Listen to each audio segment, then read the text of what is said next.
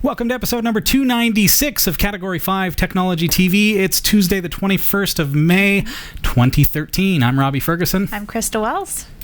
Welcome. Hey, Christa. Yeah. How are things? Excellent. Good. How about you? Oh, excellent. What's new? Always excellent. Nothing too new. Just work. Category 5. What else? Oh, yeah. I said yes to a boy. Nice. Just met him. Is Congratulations, that weird? buddy. Just met him. You'll have to talk in the chat room after the show and tell everybody all about it. It was sparkly, so I got dazed and confused. Yeah. It happens. Yeah. But congratulations. Oh, thanks. Yeah. Yeah. Let's have a look at what's coming up in the newsroom. More important, awesome things. Mm-hmm. So, even the government can't stop blueprints of a 3D printed gun. Rescue robots are getting a boost in their abilities thanks to a tiny insect. Stick around to find out how. According to a Senate committee, Apple is one of the largest tax avoiders in the U.S. What could this mean for the technology giant? Look out, your Yahoo account may not be safe. And finally, a $15 million computer is being installed at a NASA facility to give Google the power to create a cybernetic intelligence. Whew, that's a mouthful. Stick around. These stories are coming up later in the show. Awesome. Hey, tonight we're going to be learning all about how to use the cloud, to speed up your website by simply changing a couple of lines of code to host your JavaScript elsewhere. Don't go anywhere. We'll be right back. This is Category 5 Technology TV.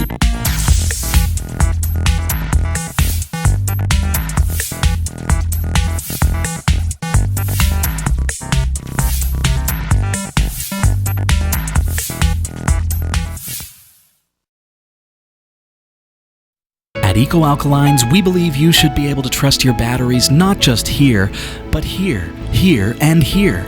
But with one exception, you should also be able to trust your batteries here. EcoAlkalines are the world's first and only certified carbon-neutral battery manufactured to the highest standards of recycling and quality, without any trace amounts of harmful chemicals like mercury, lead, or cadmium. EcoAlkalines provide performance that rivals leading national alkaline battery brands at a comparable price. Find out more about the EcoAlkalines difference. EcoAlkalines.com. This is Category 5 Technology TV. Hey, check out our mobile website, m.cat5.tv. It has been upgraded along with a bunch of features on our main website, category5.tv. But our mobile site has been upgraded this week, and you should be able to watch live across any mobile device. Doesn't matter if you're on BlackBerry, iOS, Android, anything, Windows Mobile. I think Super pretty cool. much any smartphone you'll be able to tune in. So check that out, m.cat5.tv. And of course, we've got radio as well. We've got Category 5 Technology Radio, which is available to you if you're driving around and you don't think it's quite safe to actually use your mobile handheld and watch the show while you're driving. I know, right, people please don't. Danger. Oh, Robbie said something really cool. Yeah. That happens sometimes. It does. Every once in a while. Just like that. We are the cause of like 14 accidents every Tuesday night. So be careful. Of course, nobody's hurt. It's just, just hitting little speed bumps and things. Well. You got to be careful of those speed bumps. But regardless, the radio feature is pretty awesome as well for you to be able to listen to the live show. Mm-hmm. So, and Category5.tv. Getting used to it too. is a member of the Tech Podcast Network. If it's tech, it's here, and the International Association of Internet Broadcasters. Thanks, Christa.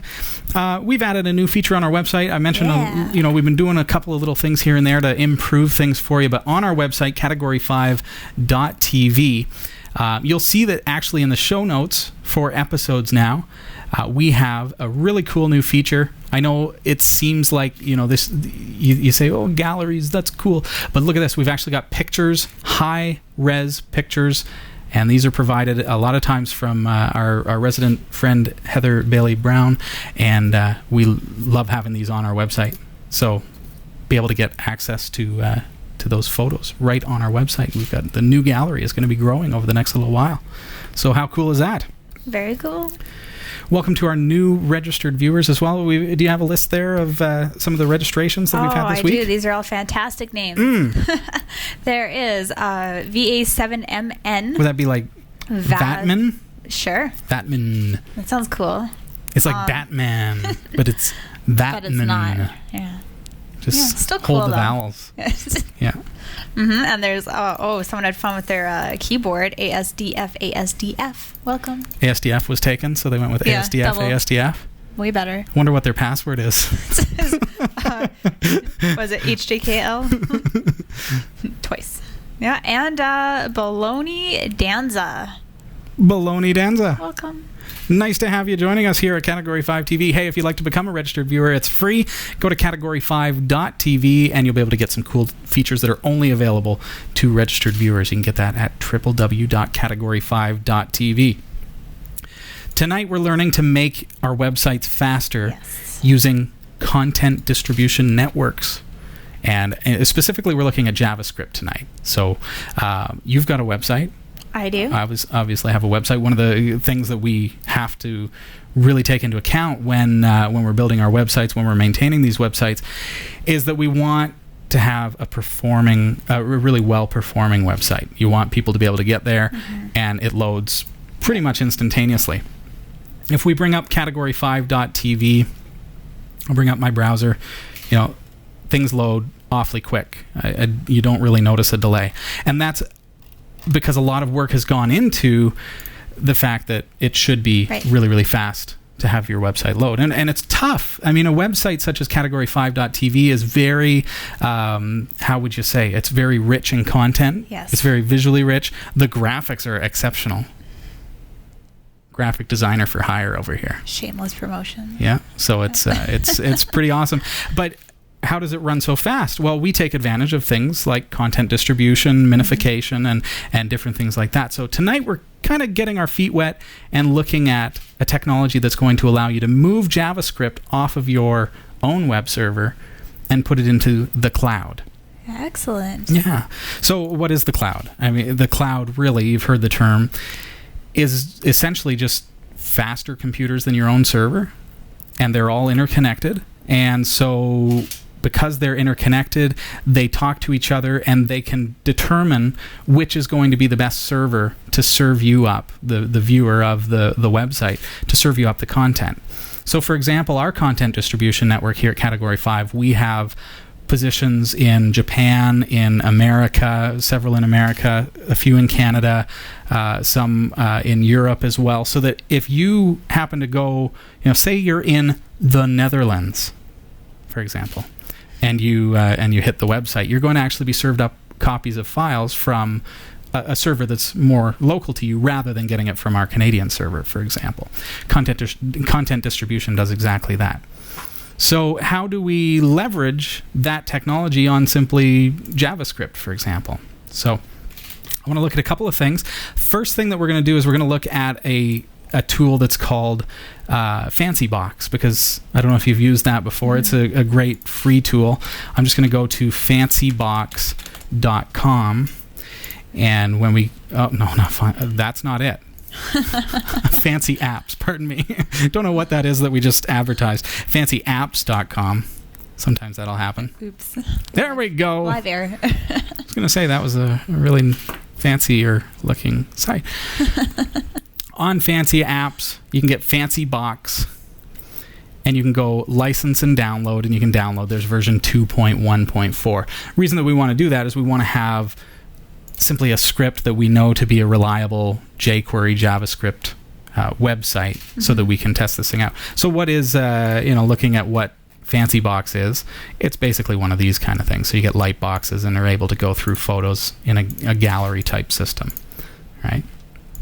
Very nice, but uses a lot of JavaScript because that's the nature of this kind of programming. So what I'm going to do is I'm actually going to put that up on our web server at demo.cat5.tv/015. Here we go. Demo.cat5.tv/015, and I've uploaded it to a folder called normal, and then you'll see in demo there's an actual demonstration copy of the script. There we go. So another tool that we can use that is really, really helpful to utilize and to be able to determine the speed and performance and how we can improve upon those things on our website is it's easily available through your browser. I'm going to bring it up here. It is GTmetrix.com, METRIX. And you just paste in any URL there and hit go. And it's actually going to test our website to see how fast that website is. If you have a website, why don't you pop it in there, GTmetrix.com, and determine how fast your website runs compared to other websites on the web. And it also gives you some great suggestions on how to make it faster. And then you can start looking at things and say, oh, here's some ways to make it a little bit faster. Good idea. Yeah. So my GTmetrix report has come back. I've got an E for page speed and a C for Y slow. And page load time is 0.73 seconds. Not too bad, but considering all it is fancyBox, that's all it is, right? It is pretty large, or pretty slow. Hence probably the E rating. So you see that this, not to get too much into this tool, but you see that it does offer some helpful tips. Here's what you could do to make things faster, right? Because speed is really where it's at when it comes to our website. We want it to load fast. What we're going to do tonight is we're going to be able to do that, and we're going to make things faster without any compromise. We're not going to change anything about our website. Good. Just a couple of things in our code. Shall we? Good, let's go. I'm excited to see this. Okay, so now what I'm going to do, I've got that saved to my desktop. There's the Fancy Apps download from fancyapps.com. Make sure you pronounce the P's, people. fancyapps.com. All right. I'll bring up my FileZilla here and do a quick upload just so that we have a copy to work on. demo.cat5.tv/015. I'm throwing that in there.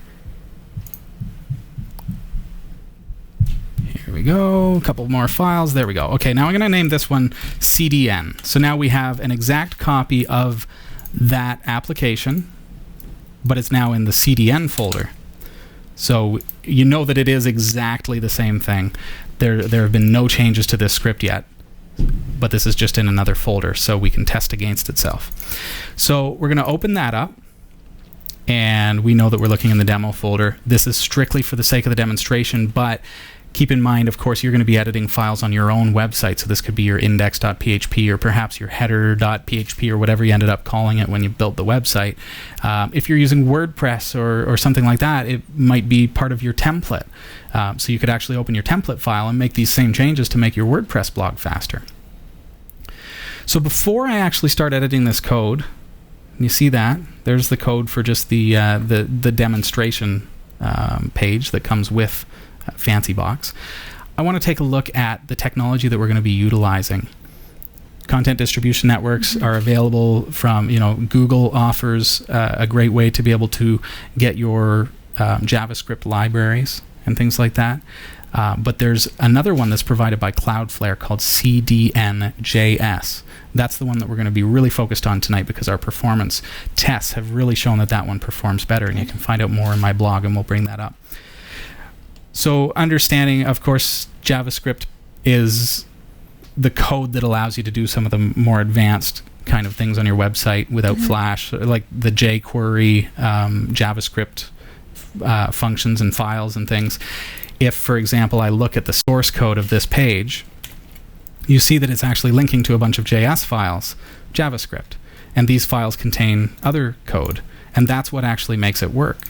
There's jQuery, and that's a minified file, so it's wider than it is tall. Lots and lots of functionality there that's provided by JavaScript functions and classes and all that stuff. So that's all part of it. Now what we want to do is just make it faster. Right. Easy breezy, right? Right. Without messing anything up. Without messing anything up, yeah. Preferably.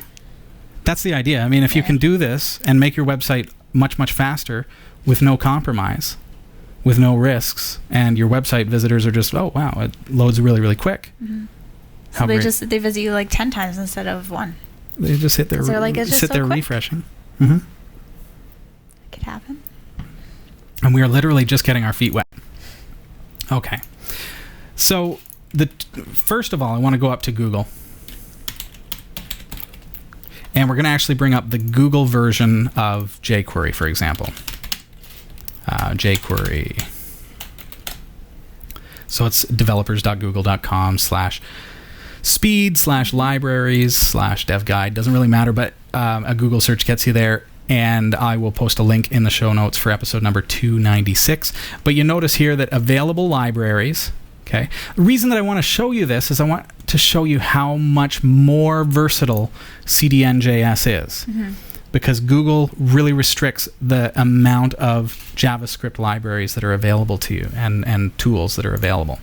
So there are the available libraries from Google. Fine and dandy. So if I go to jQuery, I can actually grab this snippet of code to put jQuery into the header of my website so that I no longer have to pull it from my own web server. So to put it into context, what's actually happening is when somebody hits my website, are they going to load all of the files from my server, which means my server resources are all that it's using? Or is it going to go out and grab some of those resources from outside servers and be able to speed up the process and do everything asynchronously so that it happens kind of all at once from all different servers, and then boom, it's up on your screen? That's what we want to get to. So instead of actually hosting everything on our server like we are with that demo code. So there's jQuery for as provided by Google. So keeping in mind that they don't really offer a whole lot. Okay, so now we're going to go to CDNJS.com, just like Content Distribution Network JavaScript. Okay, and this system by Cloudflare, which has been basically picked up by Cloudflare, is an exceptional tool for any web developer. Look at, as I scroll, how many tools are here. So if you're already using, say, a JavaScript photo gallery or a JavaScript tool of sorts, or jQuery or something like that, chances are really, really good that the script files are available through CDNJS. And if that's the case, we can host them in the cloud, basically. Good. No having to upload, no having to keep things, up to date or whatever. It is right there.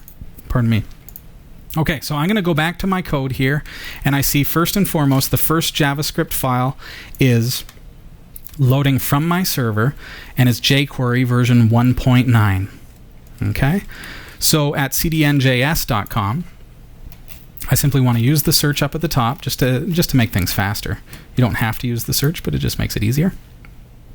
And I'm going to type in jQuery, and I'm going to get a lot of results because it's also going to give me results for jQuery plugins. But the one that I actually want is the actual jQuery library. Okay, so if I click on that and go over here to versions and files, I didn't mean to actually click on the name of it. That actually takes me away. Let's go back here. Okay, jQuery, come on. Sorry about that, folks. jQuery. There it is here. Over at the right-hand side, you see an orange button that says versions and files. And if I click on that, you see version 2.0, version 1.9.1, and the one that we're looking for is actually 1.9. You'll see that there are a few different versions. This is the full uncompressed jQuery.js. But then when you see this one here, jQuery.min.js, that means that the file has been minified, which means it's a much smaller file than this one. But they both contain the exact same data. So I'm going to grab the minified copy just by pointing to it and hitting Control-C. And then I'm going to replace that in my source code. So no longer am I going to be loading it from /lib, my local server. I'm going to be loading it from cdnjs.cloudflare, blah, blah, blah. I'm just going to be getting it from there. So now I'm going to grab all the ones that I possibly can. You'll see that the rest of them are pretty much to do with fancyBox, and there's some CSS files as well. So let's go back to Cloudflare, the CDNJS here. Go up to the top, and we're going to type in fancyBox. And you'll see there it is. So they actually have the tool that we want, but we want to go versions and files. And we are on version 2.1.4, but we want to grab the appropriate files, the CSS files and the JS files. So we'll start at the top here, jQuery, fancyBox, JS, version 2.1.4. So over here, grab the JS file. Notice that some of these are CSS. That's button.js, That's a GIF file. So you just kind of need to search through here for it. There it is, fancybox.js. And what did we learn? Fancybox min. Oh, that's .css.js. So that's the one we want, is the minified JS file. And we're going to, again, replace that. Now we want the CSS file of the same type. There it is right there. There's a minified copy. We don't need to edit it, so we're just going to grab the minified copy because it's going to be a lot smaller, which means faster, and paste it in. You'll notice that it adds a / before rather than an HTTP or an HTTPS. What this means is that this code will work on either a secure or an insecure web server. So if you have a secure website, if you're actually doing payment transactions and things, it will automatically roll over to the secure version of the CDN. Oh, good. So you won't have to worry about any kind of cross, the scripting errors or warnings or anything for your users. Okay, so next up, I've got fancybox buttons. And while this doesn't look too exciting just yet, I want you to stick with me because this is going to get pretty awesome when we actually run a test here and you realize how easy that this is to make this change to our site. That should have been the CSS. I grabbed the JS. So here's where the JS goes. Make sure you put them in the right spot. Very important. There's the CSS for the buttons. And I'm purposefully working with a rather complex script here with a lot of JS includes because I want it to have a fairly good example of the difference between CDN and non-CDN. So that's why we're working with a file such as fancybox, but not as complicated as you may think. So now we want thumbs, the CSS. So fancybox thumbs CSS. We'll grab the minified copy again. There we go. Paste that in. And now the JS for thumbs. Thumbs JS minified. Okay. And it looks like we've only got one more JS file and then we're done. That's all there is to it. It's called media. So fancybox media.js and media min.js. There we go. So paste that in and hit save. And now I'm going to simply upload that to my server. So FileZilla is going to ask me for that. There we go. And now if I go back to my website, here I am. Again, I'm at CDN. And I'm going to refresh. And you see everything looks just the same. Yeah. But what I'm going to do is I'm going to actually copy that link. And we're going to go back to our performance report. And we're going to say compare to another URL, in this case, because I want to see the difference here. And we're going to paste in our new URL. This is the CDN version. Here we go. And that's going to go.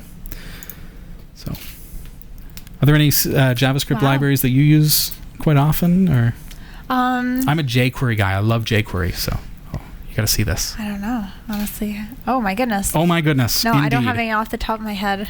You folks ready for this? Here is the comparison report between those two sites. Exactly the same content, exactly the same thing. The one on the right-hand side is the one that we've just simply copied and pasted some CDN links to the JS files, the JavaScript and the CSS files.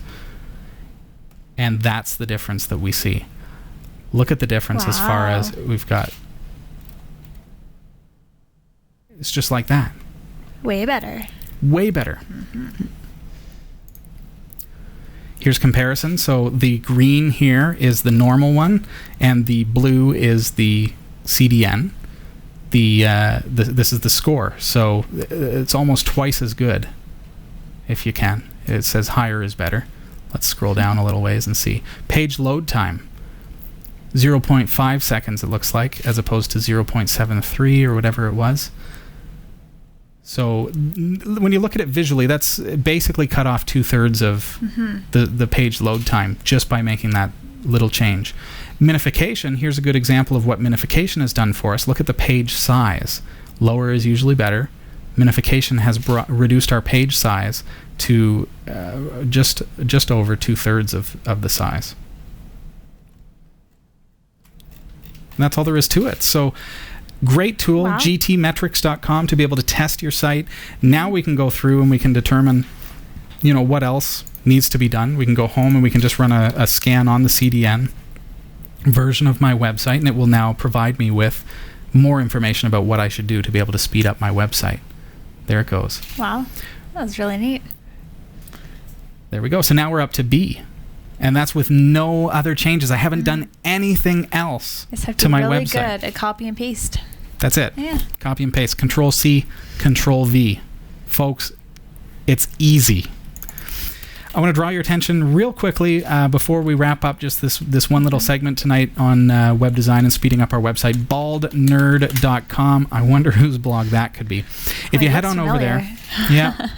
Good looking chap. On that website, you'll see a blog entry called Make Your Site Faster, Cloudflare, CDNJS versus Google's hosted libraries, shocking results. And it goes into further details that I won't get into tonight, as well as some tests and some user feedback, people who have actually read the blog and posted feedback. There's something, 54 replies there. And you have an opportunity to test CDNJS on your own as well. Even if you don't have a website, you can test it just to see how much faster it is. Yeah. And it will make a big difference. So, like I say, if you've got a WordPress blog, get into the template file, make the changes. If you're using if you've just got a website, you can just go in and easily just drop in those changes. And then you're not going to be serving up the JavaScript and CSS files locally. Instead, you're going to be serving them up from the cloud. Other advantage, just to really briefly touch on it, what we're looking at here is the live performance of a website. Right. How the CDNJS impacts the ability of our site to serve up really, really quick JavaScript, CSS. The other advantage is, let's say, now I'm using jQuery 1.9.0. So if I was using that on category5.tv, now you go to my website, category5.tv, and you get jQuery 1.9.0 from CDNJS. So now your browser has a cached copy of that jQuery library, right? Unlike if it was hosted on my website, then it only works if you go to my website and it's cached. But because it's cached from CDNJS, now if somebody else has, let's say you have a website and you're also using jQuery's 1.9.0 library on CDNJS, you're actually going to be serving up the cached copy that I got from my website. Oh. So because it's locally stored, I'm not getting it from your server. I'm not getting it from CDNJS because it's already cached. It's going to be instantaneous. So because of cross website caching now, it even further speeds up the perceived speed of websites as well. So I encourage you to check that out, cdnjs.com. Good. Thanks, everybody. Any questions in the chat room, just join us. Category 5 on Freenode. This is Category 5 Technology TV. I'm your host, Robbie Ferguson. Oh, I'm Christa Wells. I got taken away by the chat room. Sorry, folks. Not a bad thing. All right. Well, let's have a look at what's coming up in the Category 5.tv newsroom. Oh, first story. The U.S. government has demanded designs for a 3D printed gun be taken offline. The order to remove the blueprints for the plastic gun comes after they were downloaded more than 100,000 times. Wow. The U.S. State Department wrote to the gun's designer, Defense Distributed, suggesting publishing them online may breach arms control regulations. Although the files have been removed from the company's DefCAD site, it is not going to stop people from accessing the blueprints, which have been spreading in a viral way. Having been uploaded to the Pirate Bay and then on Reddit, removal from the company's site is not going to affect the availability. Ooh, that's kind of a scary thought. Yeah, a little bit, eh? Yeah, just make your own plastic gun. And now we were looking at a couple weeks ago that they've got a printer that you can buy for $75. Right. 3D printer, and they do, it does small things. That is a small thing. So I think the fear that I've heard has been raised is that it's not so much that you can make your own gun, and so there's the whole control issue of being able to regulate, but the fact that you could print your own gun anywhere, anytime with the raw material, so that becomes scary because what is it that you have? What's that? Oh, it's nothing. It's some PVC. Yeah. Oh, no big deal. Sure. Yeah. Go ahead. That's kind of frightening. Can't stop the Pirate Bay. Yeah. Even if you want to try, UK. Just saying. Yeah, scary Good luck stuff. with that, yeah. Speaking of scary, insects. Tell me what this is about. All right, I will. All right. A study showing how ants tunnel their way through confined spaces could aid the design of search and rescue robots, according to U.S. scientists. Excellent. A team from the Georgia Institute of Technology found fire ants can use their antenna as extra limbs to catch themselves when they fall and can build stable tunnels in loose sand. Researchers used high-speed cameras to record in detail this behavior. Professor Dan Goldman, who was also involved in the study, explained that the goal was to distill the principles by which the ants and other animals manipulate complex environments and bring them to bear in the design of search and rescue robotics. He says lots of the materials in the disaster sites, landslides, rubble piles, are loose materials which are going to potentially have to create structures out of. You might want to, for example, create a temporary structure for people buried down beneath. Makes sense. Fire ants can build stable tunnels in sand or soil with almost no moisture to bind it together. So learning from them might enable designers to build and program robots that solve these same engineering problems. We'll see what the study brings when a giant ant-like robot comes to the rescue. Let's hope they don't bite. Yikers. That's very scary and cool. Very scary cool. and cool. That's what we do here, folks. Right. A Senate committee said Apple had used a complex web of offshore entities to avoid paying billions of dollars in U.S. income taxes, but it said there was no indication the firm acted illegally. Apple Chief Tim Cook will go before the panel on Tuesday. In prepared testimony, Apple said it did not use tax gimmicks. The Irish Republic, home to 3 Apple subsidiaries, says it is not to blame for the firm's low tax payments. The U.S. Senate had said that Apple paid little or nothing on billions of dollars in profits placed in Irish subsidiaries. Wow. Apple has a cash stockpile of $145 billion, but the Senate committee said $102 billion of this was held offshore. Apple stated that it had substantial foreign cash because it sells the majority of its products outside of the U.S., and these foreign earnings were taxed in the jurisdictions where they were earned. Robert Reich, formerly President Clinton's labor secretary, says all they care about, and this is appropriate given that they are in the business of making money, is getting their taxes down, but that doesn't mean that we should buy into their sham argument. Apple drew criticism 3 weeks ago when it sold $17 billion in bonds to raise cash to fund payouts to shareholders, rather than repatriating some of its cash reserves, which would be taxed in the U.S. It has been estimated that move saved the company a whopping $9.2 billion in taxes. Yikes. Wowza. See what that leads to, eh? Up to 22 million login names may have been stolen during a hack attack on Yahoo Japan. A file of ID details for about 1/10 of its 200 million members was stolen during the attack, it said. The file did not include all the information needed by attackers to impersonate users. Despite this, it said it would urge people to change their passwords to thwart attempts to take over Yahoo accounts. Well, change your passwords, folks. Do it. Likely powered by dilithium and enhanced by weapons-grade Naquita. Yeah, that's what I meant. A $15 million computer manufactured by a Canadian company uses quantum physics to boost its speed and is to be installed at a NASA facility in California. It will be shared by Google, NASA, and other scientists, providing access to a machine said to be up to 3,600 times faster than conventional computers. Unlike standard machines, the D-Wave 2 processor appears to make use of an effect called quantum tunneling. This allows it to reach solutions to certain types of mathematical problems in crazy time. Basically, it can try all possible solutions at the same time and select the best. Wow. Get this. Google wants to use the facility to find out how quantum computing might advance techniques of machine learning and artificial intelligence, including voice recognition. Wow, bring it on, Mr. Data.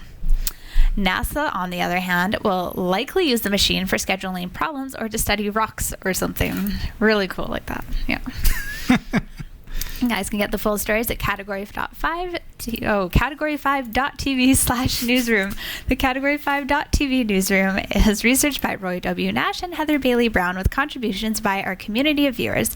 If you have any news stories that you think are worthy of on-air mention, you can email us at newsroom@category5.tv. For the category5.tv newsroom, I'm Christa Wells. Just a side note, Christa. That was a mouthful, all of that. People in the chat room thanking you for the Stargate references and the Star Trek references. Good. The Dr. Pulaski unintentional reference. Good. Glad I could oblige. Yeah, all right. Hey, tonight's show is brought to you in part by Netflix. Get your free 1-month trial at cat5.tv/Netflix. Yeah, that is unlimited, all you can view Netflix. And kind of a big deal. Arrested Development. Yes. All right. Available on Netflix only. If you can watch it in 1 month, it's free.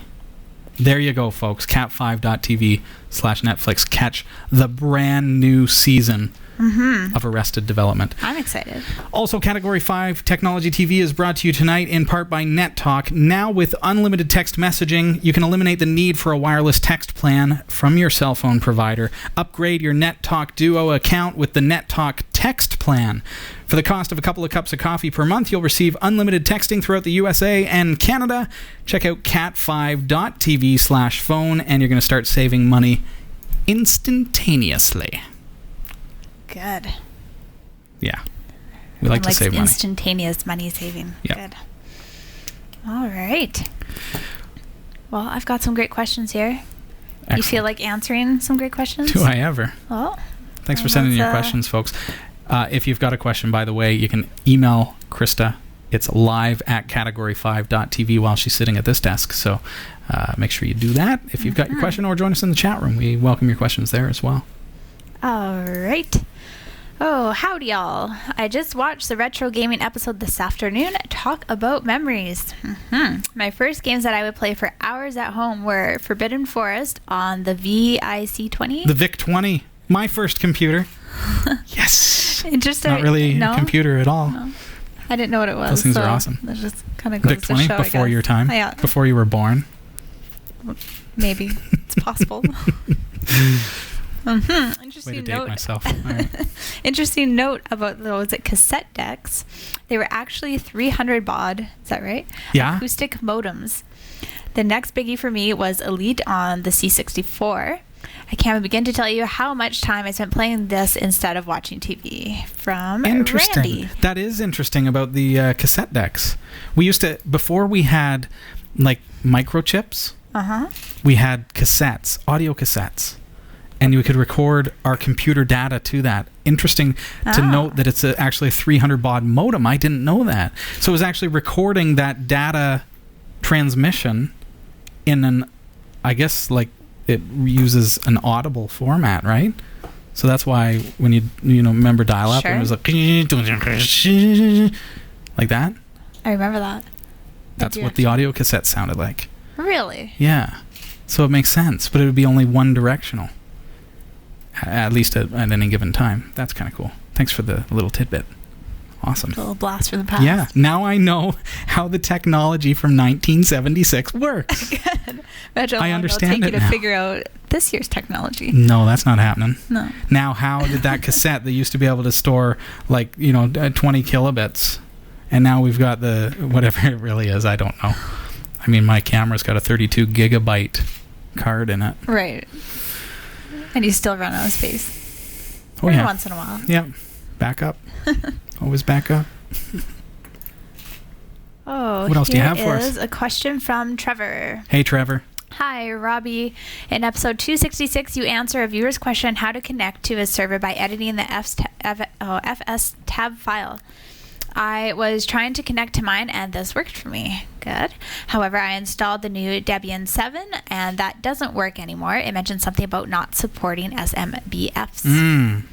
My question, as you have probably guessed, is how do I connect it to my NAS now? Right. Okay, so they've got a NAS device, network attached storage, somewhere in the house, and they've got it connected through their FS tab file. Okay. Which is that when you reboot your computer, it mounts that drive as if it was another hard drive in your computer. Okay. So now I can access it without having to go through any hoops. It's literally just a hard drive in my computer. Linux is brilliant for that. But with SMBFS, that's the old Samba file system, I think, but for the SMB protocol, Samba, it's been deprecated and replaced with CIFS. So in order to change that, you'll be pleasantly surprised how easy that is. I'm just going to bring up a terminal window here. All right. So you'll see what happens. I'm actually in Debian 7 because this is Point Linux 12.04 or 13.04, pardon me. So I'm going to go sudo apt-get install SMBFS just to demonstrate what's going to happen here. Sorry, SMBFS has no installation candidate because the following package replaces it, CIFS. So what you actually want to do then is see the CIFS-utils. That's the one we want to install. Sudo apt-get. So do this on your computer. Don't worry about it. Sudo apt-get install CIFS-utils. And it's going to go through and let it go. Yes, let's do that. When I say don't worry about it, I mean this is literally a direct replacement for SMBFS, so you're not going to have any trouble with getting that NAS working on your computer. It's going to be brilliant. It's going to work just like you would expect. But there's going to be some benefits because CIFS now has eliminated the SMBFS, and I know it sounds like I'm throwing out a lot of acronyms. We'll call it the Samba file system. Okay, so the old version had a 2 gigabyte file size limit.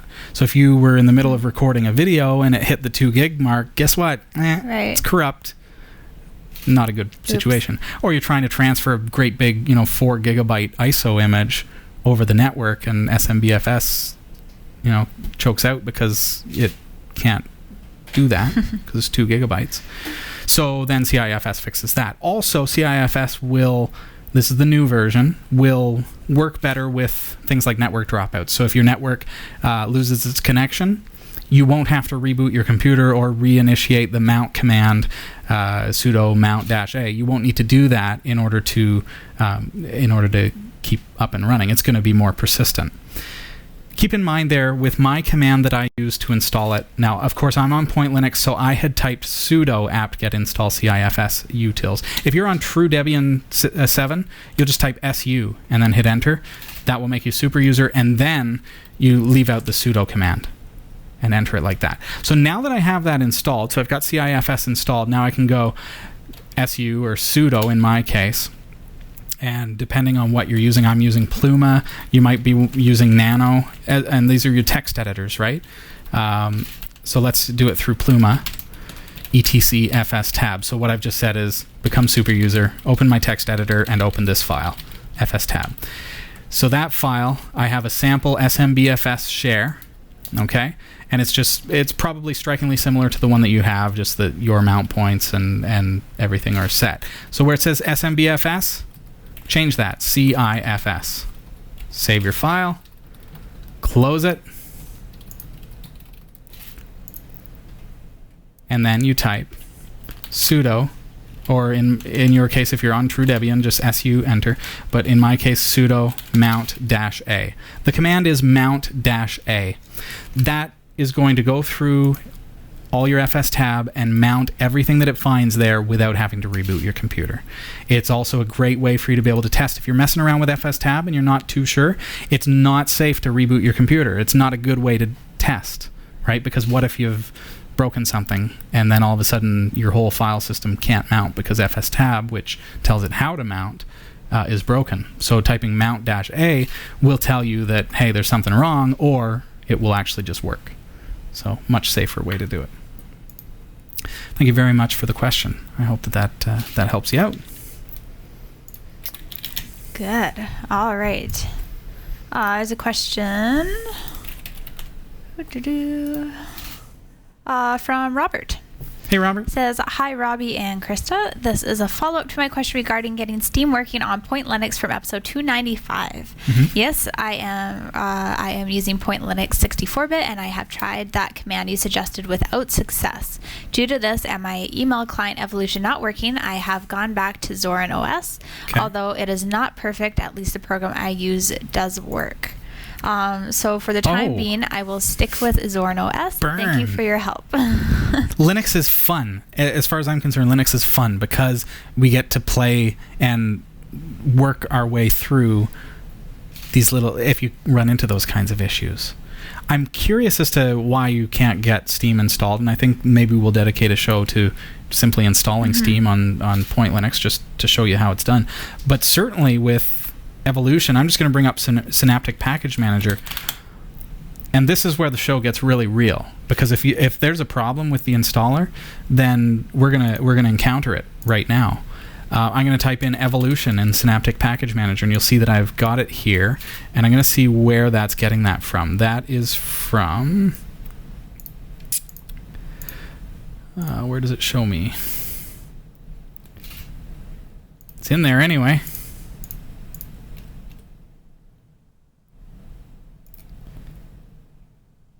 All right, I'm going to mark it for installation. All right, Robert? To be installed. Okay, it's going to install BOGO, spam filters, Evolution, a bunch of other search tools, and that all sounds reasonable. It's not uninstalling anything. And let's hit apply. Before I do that, Robert, I'll just show you what repositories I have set up, just in case it's as simple as that. So I've got non-free checked off, contrib. Did you open the non-free? I don't know. But let's see if this actually runs. Let's do it. Moment of truth for Point Linux here. So when you send in a question and when you say, something didn't work, or here, Robert, is a good example. You've got Steam and Evolution are not working for you on Point Linux. I'd love to know more. I'd love for you to tell me, okay, well, what's the error? What is it that's actually happening? Because maybe someone else is experiencing that same thing. I know that you've defaulted back to something that you're comfortable with, Zorin OS, and that's fine if it's working for you. Then that would be my next choice as well. But maybe we could fix this. Maybe we could make it go, as I say to the kids. Let's make it go. Let's make it go, Robert. There are a fair number of packages there, 45 for Evolution. Here it comes. It's at 27 here. But yeah, when you send us an email, let us know kind of a little bit about what the problem is, and that way we can be of a little bit more help. But I do want to see if that works. Good. Any questions coming in the chat room or? There's a little PS to more? this. All it's right. not a question, Cool. but he says a word of advice for Eric. Oh, for Eric. If We'll pass this along. If Eric comes to Australia and doesn't want to seem like a tourist, don't say "Good day, mate." Good day, mate. I never hear that saying yeah. apart from in tourist ads for Australia. All right, folks. Then when you Good come to to Canada, know. you don't need to end everything with A. Yeah. You don't say where's the igloos or Polar bear races. Yeah. We don't have those. Hey, dude, say out and about. Yeah. Yeah. That gets tiring. A boot. Boot in a boot. We don't actually talk like that. I don't say that. I don't get it. And yet people still laugh at me. Yeah. Well, maybe it's not because you're Canadian. Has nothing to do with the Canadianisms. A bald nerd. Maybe that's it. Maybe. .com. How do you like that little ad right there? It's pretty good. This is coming, Robert. Here we go. This is real time. It's coming through. Come on. Slow and steady. Yeah, well, not that slow, considering I didn't have to track down the file or anything or go through any hoops to be able to get Evolution. Looks like it's working to me. The moment of truth, though, Robert, will be when I click on it and actually open Evolution for the first time on my Point Linux machine. Will it work? Right. And if it does, then the question comes down, well, what do you mean it didn't work? What's the error message that you got? What's the problem? Are you perhaps trying to build from source from something else? Oh, it's done. Notice I'm just using Synaptic Package Manager, so I'm not going through any of those hoops. All right, internet. Don't see it there yet. System tools. No. Okay. Tidy. Let's see. I'm going to hit Alt F2. I'm going to type in Evolution. on. Oh, the suspense. Yeah. Oh, there it is. Came up. There we go. It's prompting me to create my profile and go through just like it normally would. So it seems that evolution works. I mean, I don't have a profile to create. You got to go through the initial setup, but it looks like it's working, right? Can I do that? So clever. It's probably going to look it up and see if it's actually working. ASDF. That's your name, and you're a star now, buddy. Continue. Come on. Apply. I just wanted to get through that. There we go. Evolution is up, which is really like Microsoft Outlook, but it's absolutely free. What? But you say that, and Microsoft Outlook is like $1 billion. True. Just saying. But it runs. There it is. Yeah. Cool. From Synaptic Package Manager. No having to build packages myself. No having to go through any hoops. Good stuff. It installed. It works. Yeah. Yeah. So let us know. We'd be happy to help. Well, that's all the questions I have. Is that it? That's it. Any comments?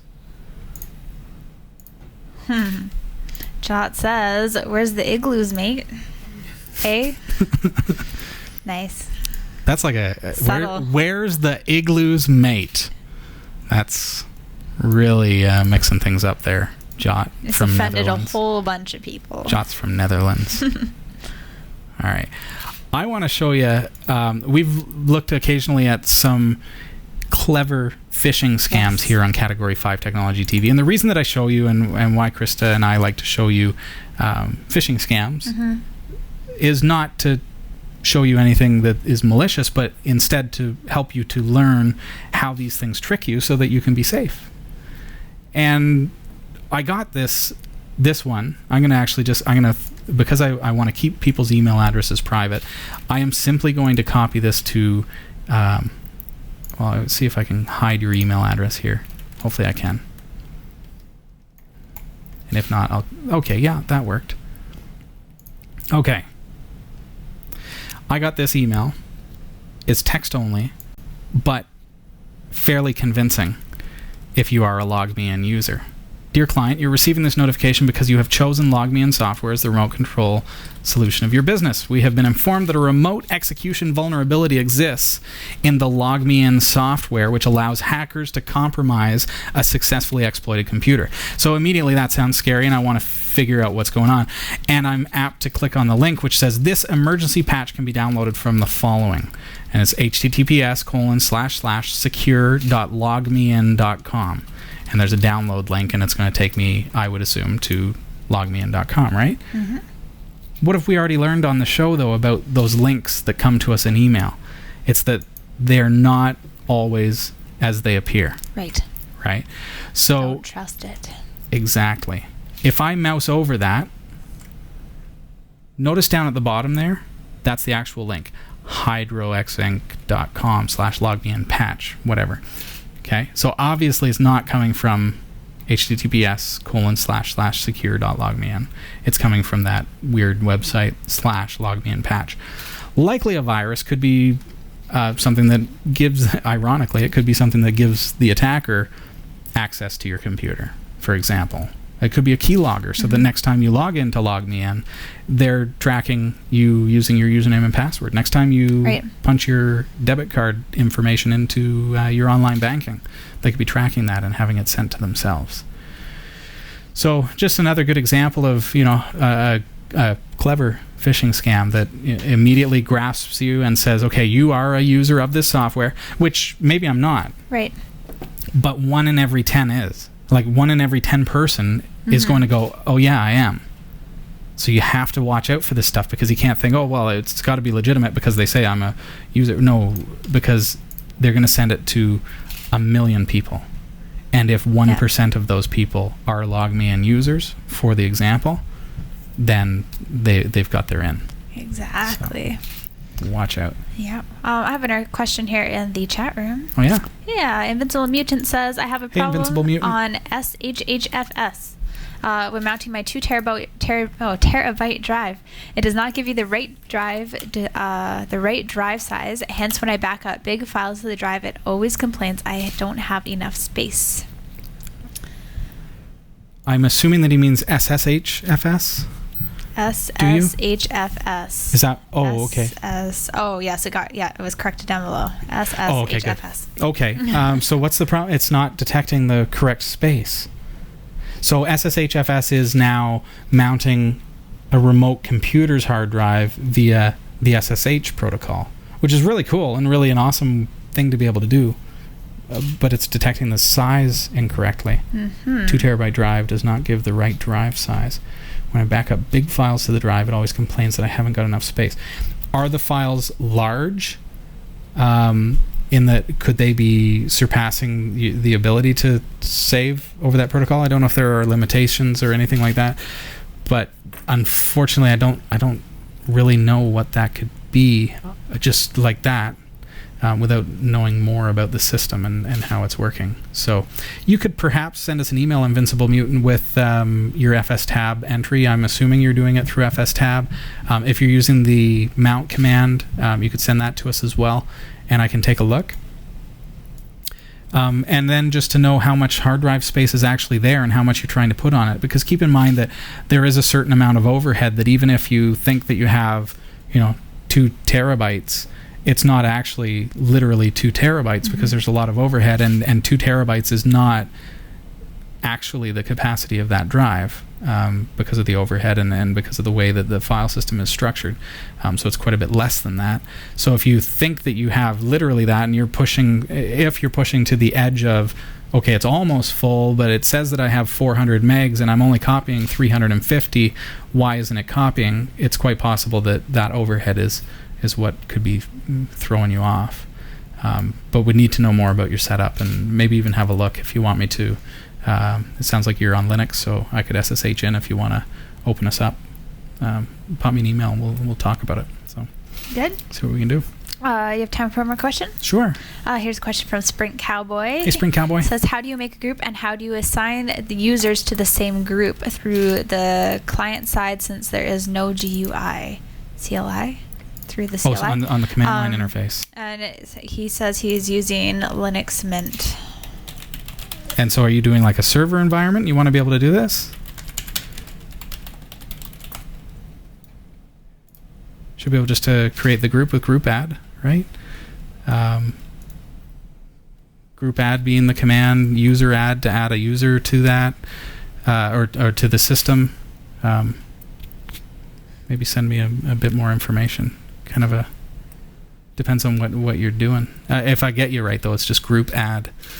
Do that and type -- help for more information, or use the man pages. Let's see, group add -- help. Group. I thought so, but I don't seem to have that on here. Sorry. Oh, well. I just am looking at the clock and I'm like, oh no. Don't know what to tell you if I don't have time to look at my server. I just have to send a detailed email. I appreciate that anyway. Is that it? I'm That's trying, it, yeah. I'm, and then he's okay. feverishly typing. Yeah, because I'm going to check my server if I have it there. Oh, you know why? Oh my goodness. I'm guessing because I didn't type sudo when I tried it. Is there a light bulb? Yeah. You want to see a light bulb, or is that just a reflection? Light reflection. That's exactly what it is. It's not in my path when I'm not root. Sudo group. I feel like under time constraints. Is that Robbie was right. There you have it, folks. Anyway. Thanks for joining us tonight. We're completely out of time. Thank you so much for your questions. Do email us live at category5.tv. Certainly if you have questions that require a little bit more explanation, I love to receive them by email because then we can have a bit of a back and forth before the show. But in the meantime, join us in the chat room throughout the week. Category 5 on Freenode. Christa, congratulations again. Thanks. And good to see you. Thanks Yeah, for being you here too. tonight. Good to see you guys. Have a great night, everybody. See you next week.